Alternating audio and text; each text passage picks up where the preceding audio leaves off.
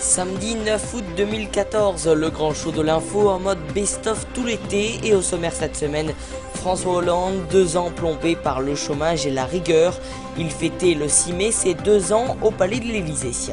Stéphane Ravier, premier maire Front National à Marseille, nous l'avons suivi dès son élection. Reportage à suivre. Felipe VI, nouveau roi d'Espagne, nous reverrons son portrait. Les éleveurs passent à la high-tech et nous verrons que le métier d'éleveur a évolué depuis bien des années.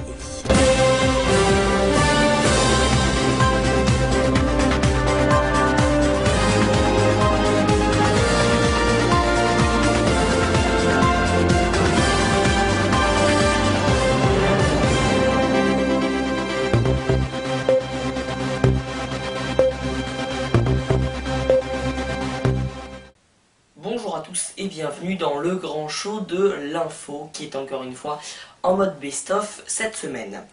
Hollande, 2 ans plombé par le chômage et la rigueur, échec sur le chômage, déroute au municipal, Manuel Valls à Matignon, élu il y a maintenant plus de 2 ans, le 6 mai 2012, le président socialiste François Hollande doit aussi gérer une impopularité record, et justement on va revenir sur son début de parcours, puisque nous avions réalisé un reportage au début du mois de mai, que je vous propose de revoir tout de suite.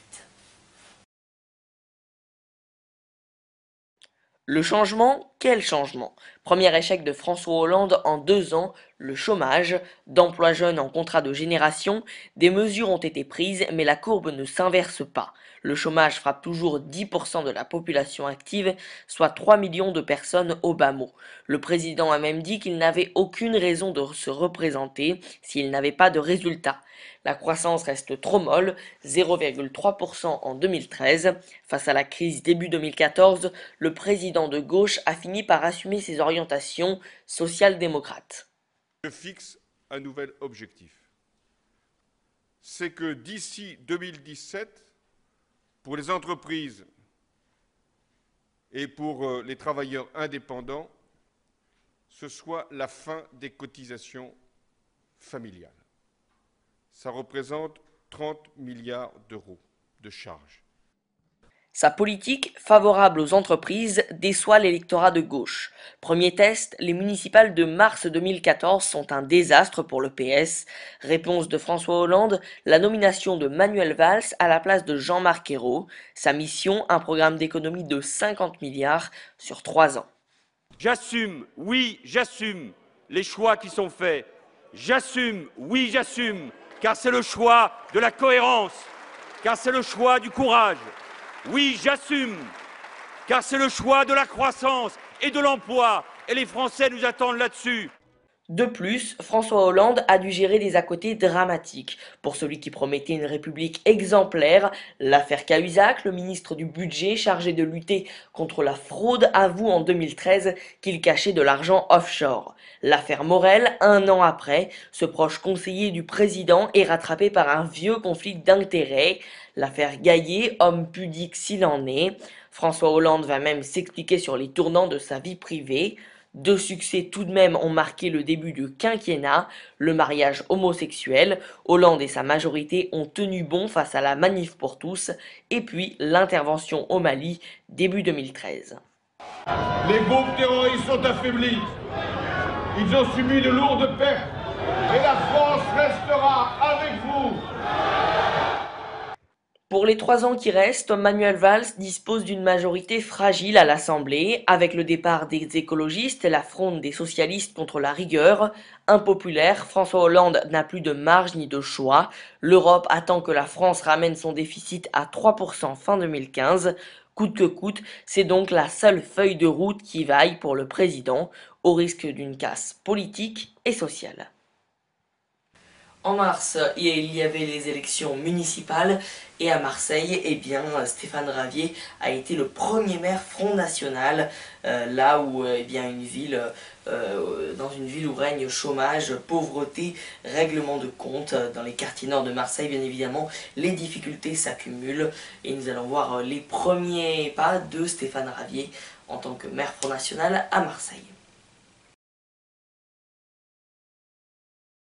À peine élu, le nouveau maire frontiste du 7e secteur de Marseille vient visiter ses bureaux. Il est aussitôt interpellé par une habitante. C'est-à-dire pour vous? Surtout pour le travail, pour le logement, pour tout. Le maximum. Le maximum dans le cadre de mes compétences. Stéphane Ravier est désormais le maire de 150 000 habitants, une ville dans la ville et surtout la plus sensible de Marseille, les quartiers nord. Sur les hauteurs de la métropole, les grandes cités font la une de l'actualité à chaque règlement de compte. Ces cités, Ravier se dit prêt à s'y consacrer. J'irai dans tous les quartiers, je vais faire comprendre, je pense, à ces habitants que je suis le maire des 13e et 14e et pas que des noyaux villageois ou que seulement des bureaux qui ont bien voté. Pour moi, je suis désormais le maire des 2 arrondissements. Alors, je vais leur faire savoir que je vais travailler aussi pour eux. 35% des voix pour le FN dans le 7e secteur, mais surtout 44% d'abstention. Ici, les habitants semblent indifférents à l'arrivée du Front National. Moi, ça ne me dérange pas du tout. Après, il faut savoir pourquoi le maire Front National, il y a un nouveau maire Front National. Parti comme les autres. Parti comme les autres. Il va changer quoi, il va faire quoi, après savoir. Jusqu'à maintenant, on a essayé tout, gauche à droite. Il n'y a rien changé pour le quartier, pour le tout. Cette fois, les gens qui essayaient Front National, j'espère qu'ils vont faire quelque chose au moins pour le quartier. Avec les pouvoirs limités de maire de secteur, Stéphane Ravier aura peu de marge de manœuvre pour faire changer le quartier. Il en aura peu aussi pour appliquer une vraie politique frontiste. C'est sans doute ce qui a permis son élection, selon cette politologue.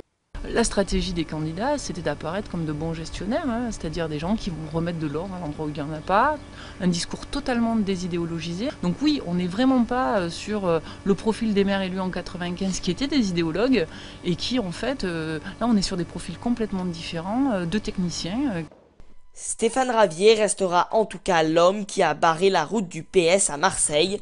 Le Front National a désormais autant de sièges au conseil municipal que le Parti socialiste.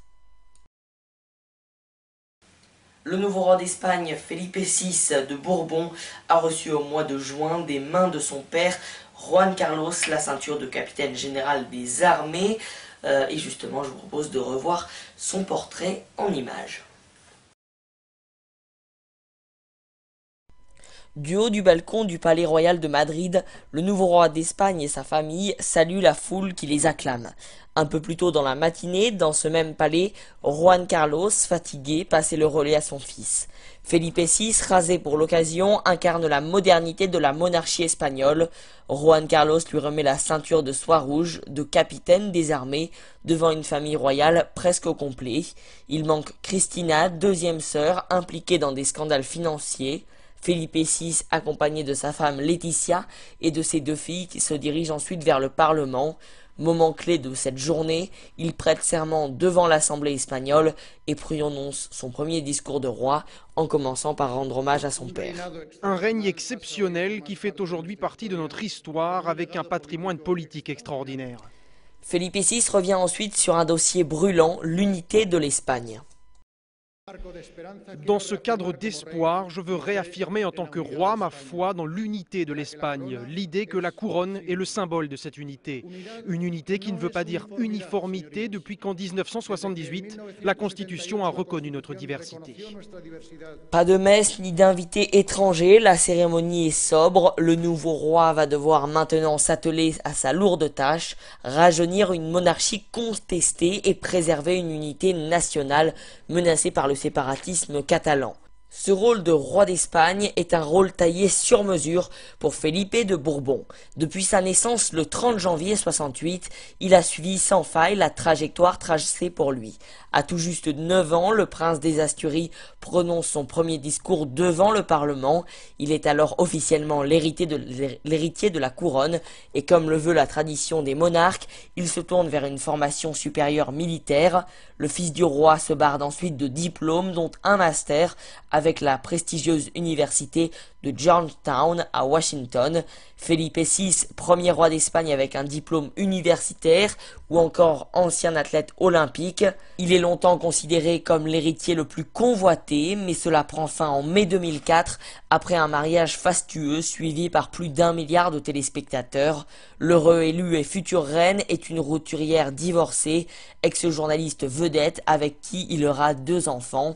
Elle ne fait pas au départ l'unanimité, mais grâce à elle, il cultive un peu plus son image de modernité. Ensemble, ils vont devoir convaincre et le défi de Felipe VI est immense, redorer l'image d'une maison royale éclaboussée par les scandales à répétition, et ce dans un pays où la popularité de la monarchie n'a jamais été aussi basse. Et puis les éleveurs qui passent à la high-tech, robots dernière génération pour nourrir les animaux, traitent du lait entièrement automatisé par des machines high-tech. Le métier d'éleveur a considérablement évolué depuis quelques années. Une traite entièrement automatisée. Dans cette exploitation bretonne, ce robot s'occupe de chacune des 57 vaches, une à une, tout en étant connecté en réseau, une technologie de pointe qui a transformé la vie de ces éleveurs. J'ai plus la contrainte de venir le matin à 5h30 pour faire la traite. Je peux venir même si ça me chante à 10h. J'ai la main sur le robot avec les smartphones ou la tablette de la maison. Je regarde s'il y a besoin de moi ou pas. Avec des problèmes à l'épaule et ses 4 enfants, Anne-Marie ne pouvait plus traire elle-même. En plus du confort, cette automatisation permet aussi un meilleur rendement, car l'exploitation est poussée à près de 3 traites par jour. Elles doivent être bien dans le bâtiment parce qu'en fait, elles font beaucoup plus de lait qu'avant. Avant, on avait une moyenne d'étape de 8700 kg et maintenant, on est à presque 11 000. L'installation high-tech de leur exploitation a tout de même coûté 380 000 €, car ils sont aussi investis dans ce robot qui sert à repousser les fourrages que les vaches ne cessent d'éloigner avec leur museau. Mais ils espèrent un rapide retour sur investissement.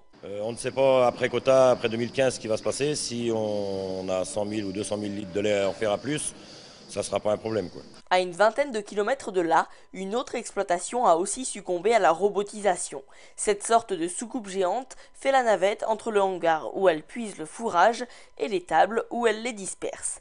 Ainsi, le mélange est mieux préparé, distribué en plus petite quantité et donc plus facilement renouvelé avec des produits frais. En quotidien, ça a changé des heures d'astreinte parce qu'habituellement, il me fallait entre 1 heure et 1 heure et demie pour alimenter mes animaux tous les jours. Aujourd'hui, ça me prend que, admettons, on va dire 5 minutes. Comme ces éleveurs, ces 10 dernières années, quelques 2800 exploitations françaises se sont équipées d'au moins un robot de traite. Mais le coût reste encore trop lourd pour de nombreux exploitants. Seuls 4% d'entre eux ont franchi le pas au niveau national. C'est la fin de ce best-of, merci de l'avoir suivi et rendez-vous samedi prochain pour un nouveau best-of sur bigwebtv.fr.